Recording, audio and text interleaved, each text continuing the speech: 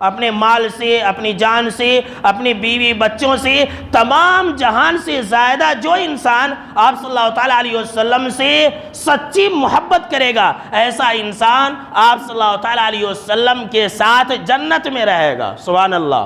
حضرت انس بن مالک رضی اللہ تعالیٰ عنہ راوی حدیث ہے، کہتے ہیں کہ ایک دیہاتی، ایک بدو صحابی آپ صلی اللہ تعالیٰ علیہ وسلم کے پاس آئے اور کہا کہ اے اللہ کے نبی اکرم و مکرم صلی اللہ تعالیٰ علیہ وسلم، قیامت کب آئے گی؟ تب آپ صلی اللہ تعالیٰ علیہ وسلم نے ان سے پوچھا کہ وما عادت لہا، آپ نے اس کے لیے کیا تیاری کی ہے؟ آپ کے پاس تیاری کیا ہے؟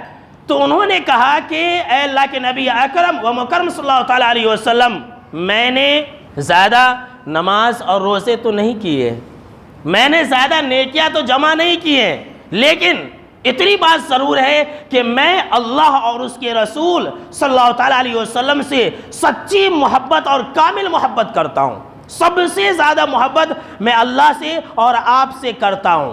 تب جناب محمد عربی صلی اللہ تعالیٰ علیہ وسلم نے فرمایا کہ انت مع من احببتا، کہ اے میرے صحابہ سن لو کہ تم قیامت کے دن تم جنت کے اندر انہی کے ساتھ رہو گے جس سے تم محبت کرتے ہو۔ اللہ اکبر۔ یہ جملہ ایک ایسا جملہ تھا کہ سیدنا انس بن مالک رضی اللہ تعالیٰ عنہ کہتے فما فرحنا بشیء ما فرحنا بقول النبی صلی اللہ تعالیٰ علیہ وسلم انت مع من احببتا، کہ اسلام لانے کے بعد، مسلمان ہونے کے بعد ہمیں آپ صلی اللہ تعالیٰ علیہ وسلم کے اس جملے سے جتنی خوشی ہوئی اتنی زیادہ خوشی ہمیں پھر کبھی نہیں ہوئی۔ اللہ اکبر۔ اس لیے کہ صحابہ کرام کو جو چاہیے تھا وہ مل گیا۔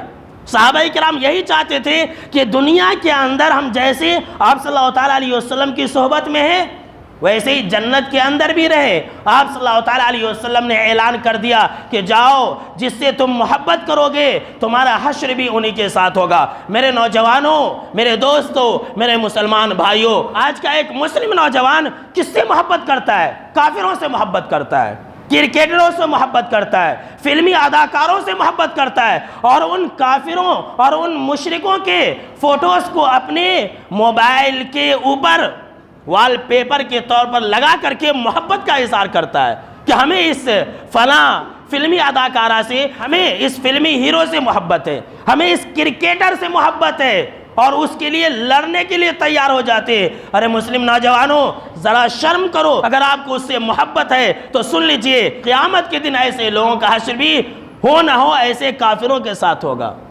ارے اپنے نبی سے محبت کیجئے۔